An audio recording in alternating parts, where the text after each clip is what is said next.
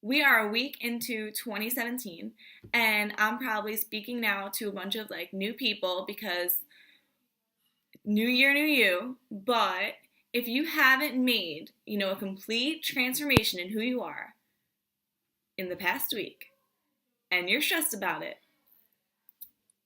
I think this video might help. So if you're discouraged and the first week of the year wasn't what you planned, it wasn't what I planned. So if it wasn't what you planned, I want to do a video just to kind of encourage you guys to keep working and to keep trying and to maybe give you some ideas and tips to get you to that next point. They've also helped me with non-fitness or strength related things, getting into good study habits or spending less money and things like that, things that are just something that we'd want to work on every day.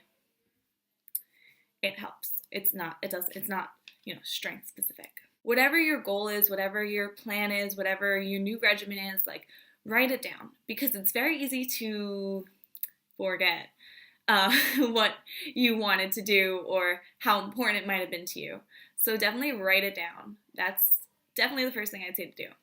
Second thing I would say to do is to figure out what you're going to do every single day to get to that goal.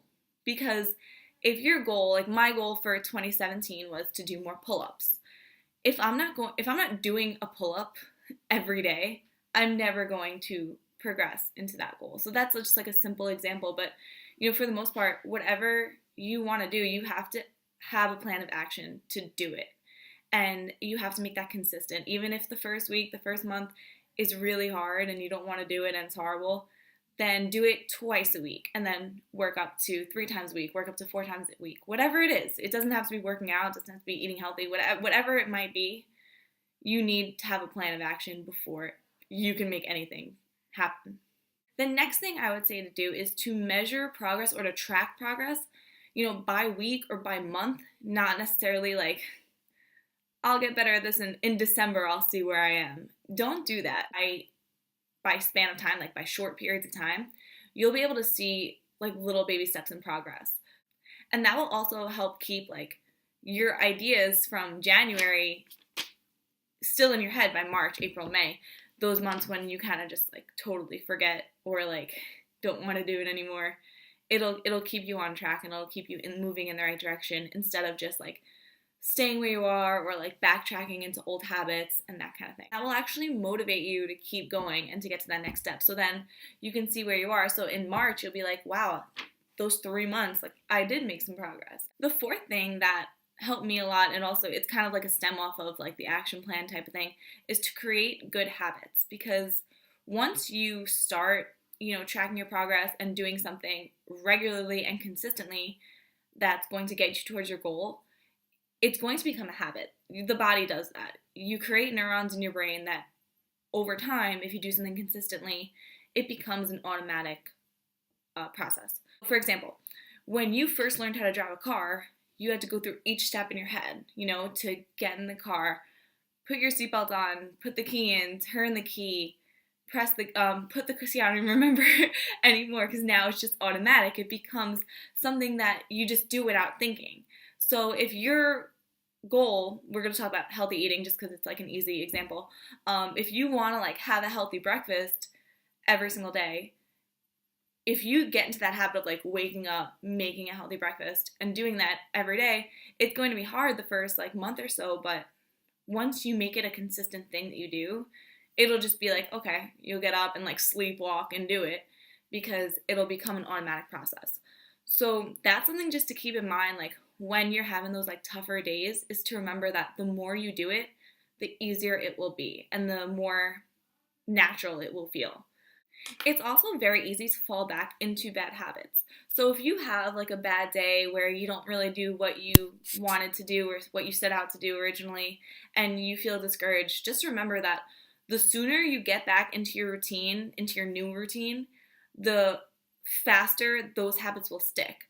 But if you revert back to what you're doing, to what you were doing, the old habits are already there. Those tracks in your neurons and in your brain are already wired. They're already set. So the faster you go back and revert to old habits, the easier it will be to just get back into those bad habits. So if you did have a bad day and you're discouraged, like, just pretend it didn't happen. I know it sounds crazy. I know you're like probably discouraged, in a bad mood, whatever, but the faster you get back into what you wanted to do, the faster you'll be able to create new neuron tracks and new habits that will make the rest of the process way easier. I think we tend to get very caught up in the whole new year, new me mindset, and we think that once, January 1st hits, we have this new motivation and this new excitement and this new diet, this new exercise plan, or whatever it is, and we're in the gym, we feel good, and then,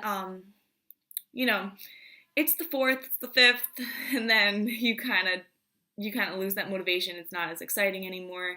It just becomes like kind of a chore, and you kind of go back to that, like, oh, I'll wait till 2018 to do it. And it's very easy to think that way too. It's very easy to just be like, do it, I'll wait till next week. Next week becomes, next month, and next month becomes next year, and it just kind of spirals from there.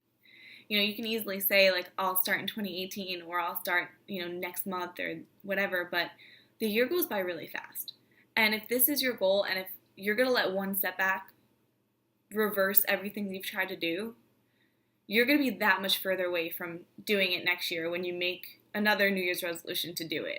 For the most part, we don't know what day it is all the time, unless you're, like, writing down the date actively. But I know I always have to, like, ask, oh, what's the date? Because it's not something you think about all the time. So why would you want to let it deter you from doing something great, or from achieving what you wanted to achieve, or to get to where you want to go? Because the date, it's silly, and it's something that you don't really think about because you get so caught up in this whole, like, new year, new plans, new this, new that. But in reality, like, it's not a new year. Like, the ball dropped.